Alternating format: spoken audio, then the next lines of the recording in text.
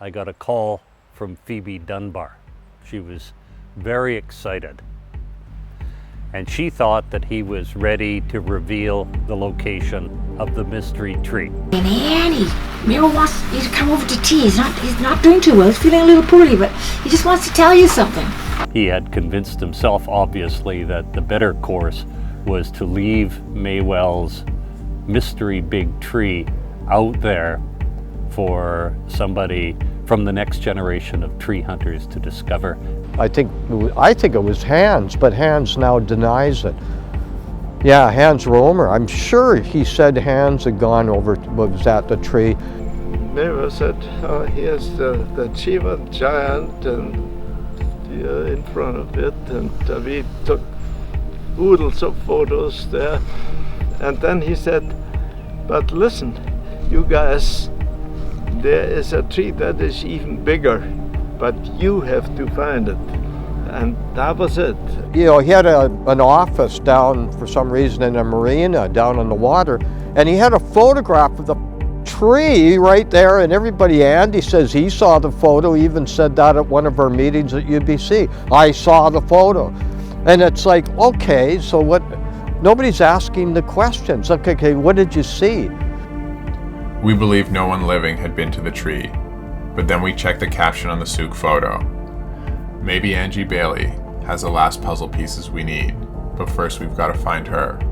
Rumor has it she's still living in Souk, and one old newspaper clipping told of how she was there the day the cheewhat giant was discovered. She's mentioned as a photographer this once, but aside from that, cut out of the story, and maybe it's not just because she was in the background taking the photos. Well, Maywell, of course, got all the prestige, you know, being an ex-blogger, and it was a male story. Around the male rather than the female. I wasn't there, but I was. Yeah.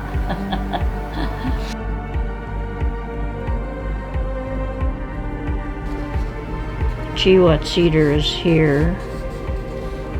The bigger one, that was when he decided that that one would be kept sort of secret, mysterious, and that's somewhere in this area, because we went to all three of these lakes here, but it's unfortunate that my memory is so sparse, you know, from 30 years ago, because maybe if it was better I could tell you where the mystery tree is, but I can't. So we just have to leave it at that it's out there, it's in the rainforest, and maybe someday a young guy like you will find it. I can hope that. Angie's more help than she believes, and although she can't point exactly to where the tree is, she's narrowed it down to a small area. One of three lakes: Duba, Cheewhat, or Spries.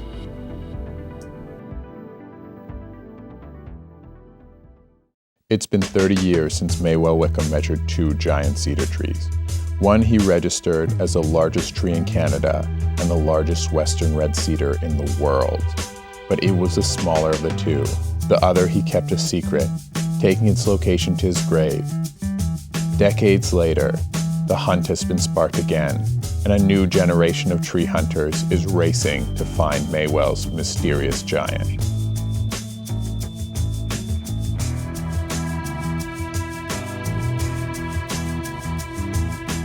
To feel like the biggest tree on Earth outside of California is just waiting for someone to find it is awe-inspiring.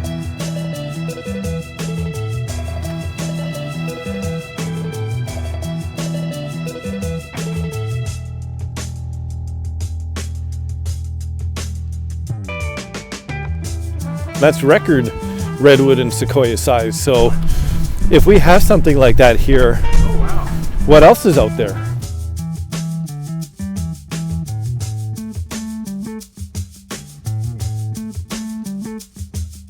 Some didn't believe that it existed at all. I think as a myth, it serves the truth, which is what good myths do.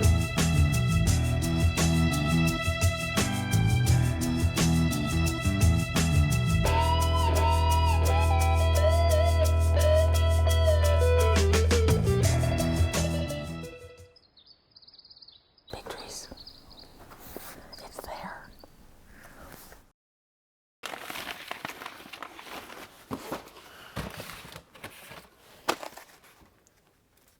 Vanuatu, 1996. Tour of the house, cyclone, lots of hospital visits. This is what we want. This is literally our only home video, and it's one of the most graphic ones you'll ever see. Dan has spliced in footage of his treatments for future doctors to reference with what essentially looks like a family vacation to Vanuatu. Here's my father suturing an amputated toe. Cut to me playing with a slingshot on the grass. Me with my favorite neck flap hat, and then my mom teaching how to deliver babies in Pidgin English.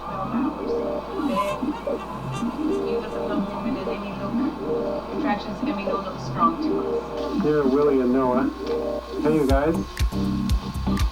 Say hi to the camera. Hello. Hello, camera.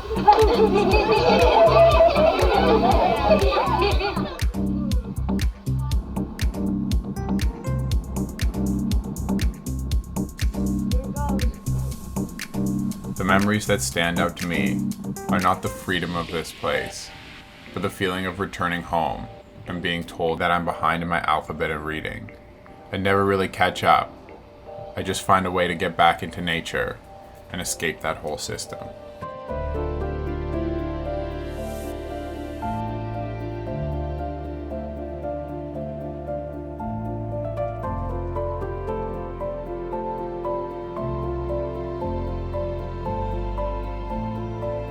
I remember the first moments learning to identify moss and the feeling of the forest expanding as I recognized that each small patch was actually a universe unto itself.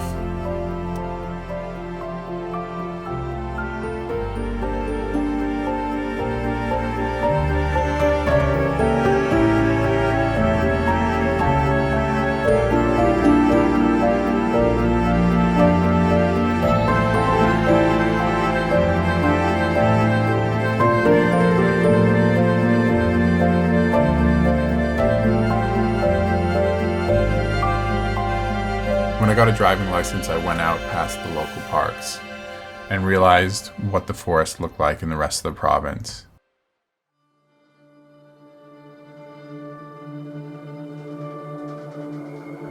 The scale of destruction was shocking to me, and the expansive feeling of the world collapsed on itself as I saw how little actual forest was left. Less than 3% of the forests with giant trees remain in our province today. But if you spend all your time focusing on the 97% that's been lost, you'll never get to explore and realize how vast and beautiful the last 3% is.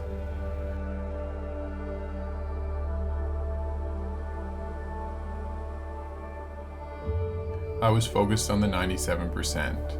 And my relationship with the forests of the Pacific Northwest was dominated by a feeling of loss and sadness. And then I heard about Maywell's tree, and I was so compelled by the story that I bought a video camera, and I went and met Eric, and we started going back into the forest, where I'd rediscover my own curiosity.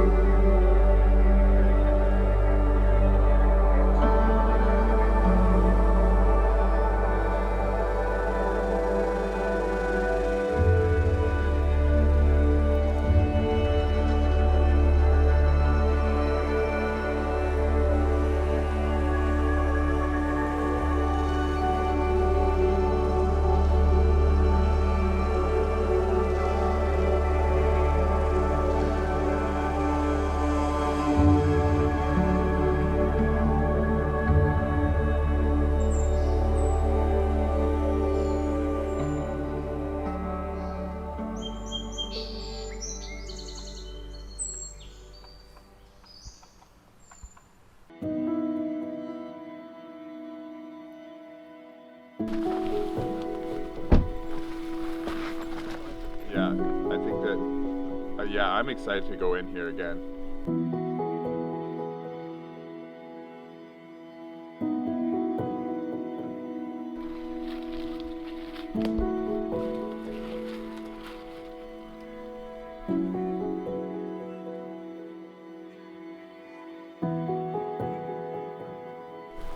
This must be like so wound up and knotted in there. It's incredible.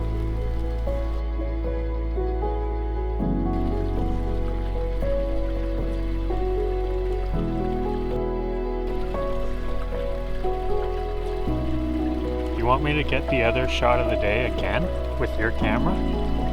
Would you be able to handle that? Incredible canopy. Yeah. Just fully realized. I don't think I've ever seen trees like that. It might even be on the other slope. It's hard to tell. I'll look at the photography though. Yeah. Some other day though.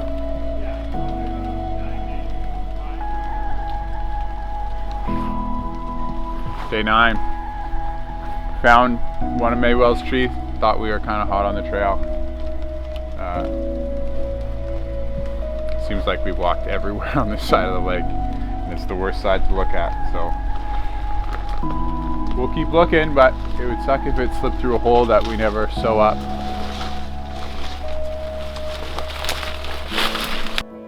Just as our search is exhausting, our counterparts are making a discovery on the other end of the lake. And when we get back, they posted on social media that they found Maywell's tree.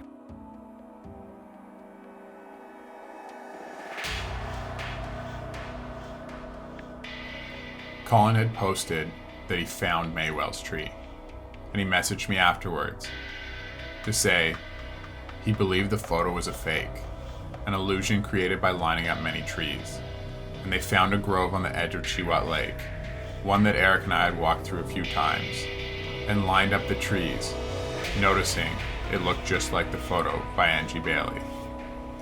And it's just like, you know, something that God or something would do if he wanted to make a forest, where it's just like tree, tree, tree in a perfect linear line.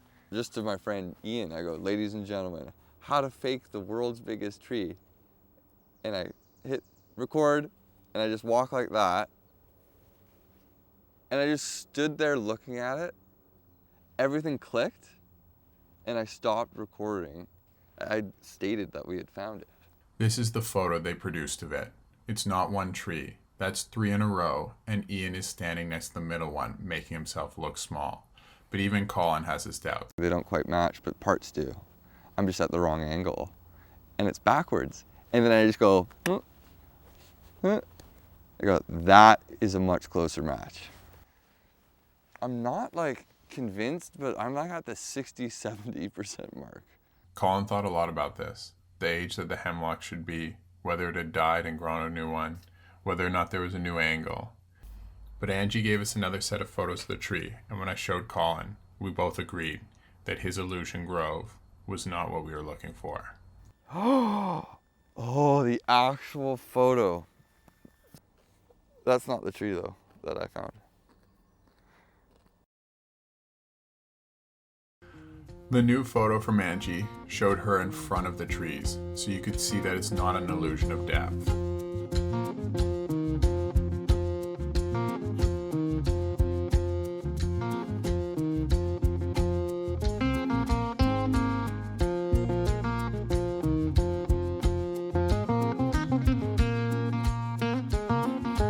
Lake number 2 on the list, where Eric would quickly find another strange tree that couldn't quite be sorted.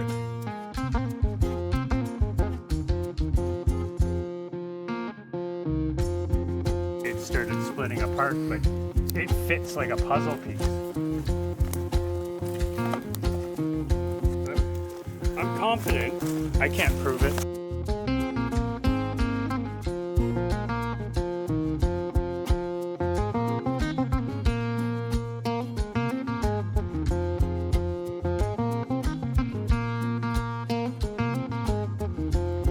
You can see the heart of this tree where it's split in half.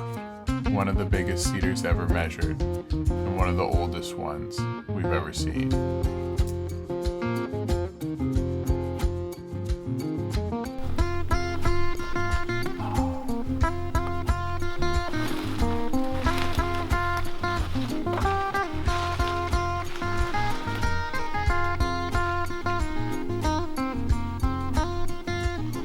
find another one.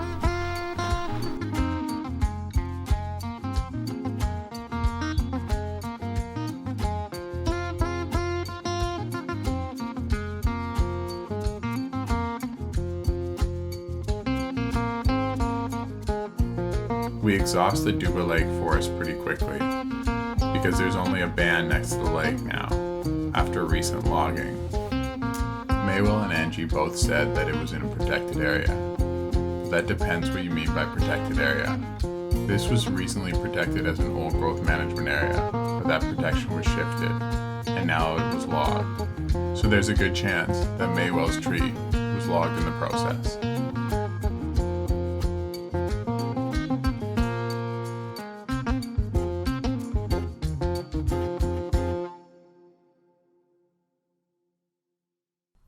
The mystery in our forest isn't just under threat because they're being cut down. It's also because the world as a whole is becoming a less mysterious place. When I first realized the extent of what hadn't been examined, and I was in a grove in the San Juan Valley, and I'd sort of assumed, based on the amount of tree hunting that had been happening in Vancouver Island for 30 years, naively, that basically there weren't really dark blotches on the map, that had been largely been filled in.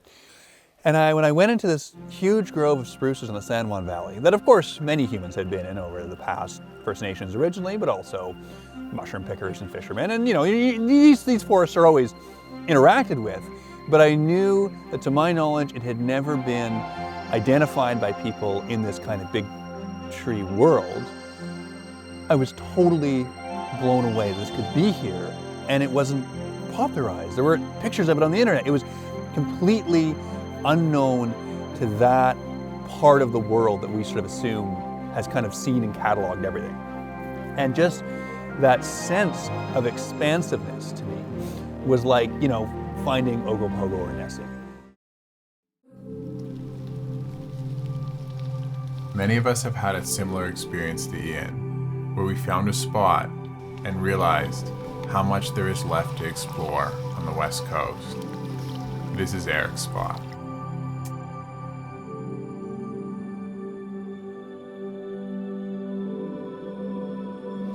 It's huge. Yeah.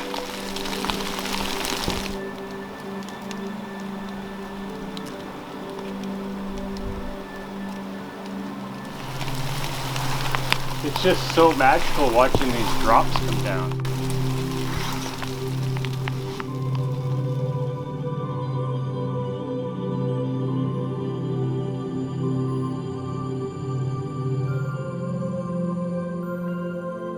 It's a place where you feel good, where you feel like you're just a part of the world, but it stays with you.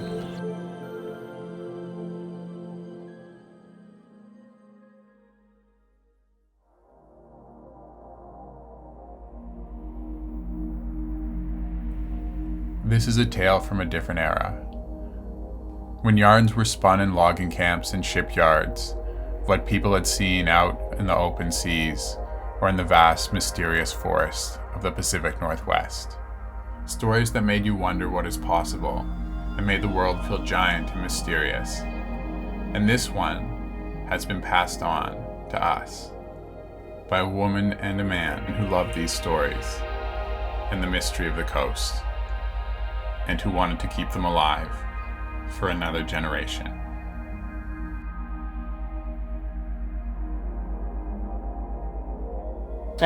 It's a magnificent tree. It's just, you just go, your mouth kind of hangs out and you just stand there and look at it.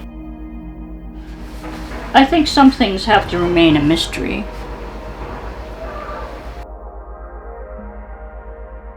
I did not believe that Maywell's tree was real, especially knowing how Maywell was, the larger-than-life, the trickster. As it developed, I really started to believe. I have no doubt now, that's a real tree, and it looks insane.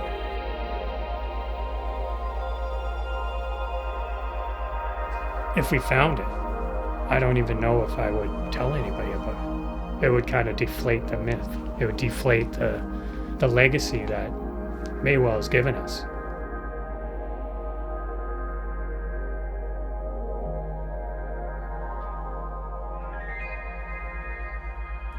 Yeah, it really is in the realm of those other trees, like.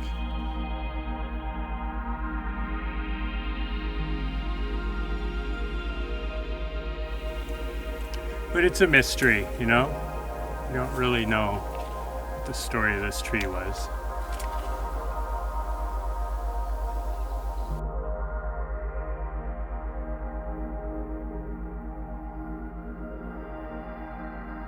I think if we keep it a mystery, then we can keep it as a mystery, and be amused by it. I think Maywell would like that. I think he always liked this guy searching.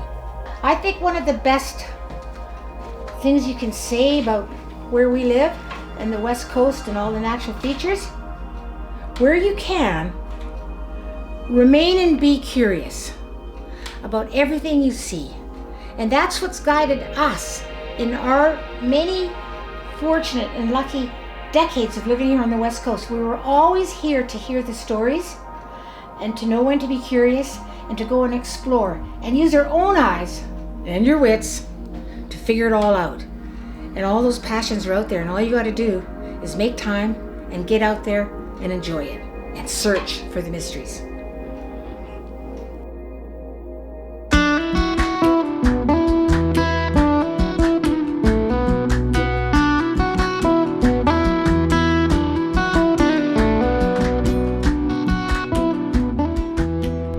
No! Yes! It's chocolate almonds! What? It's insane. Let's go home. We did it.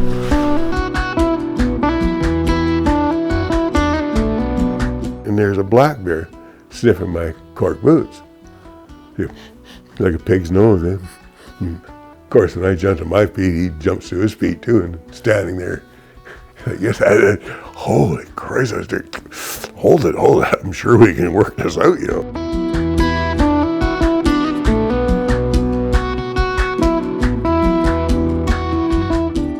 Then he goes down on all fours, torques himself up, and hackles come up, flexes himself. Oh, I'm done. But what can I'm gonna have to kiss it.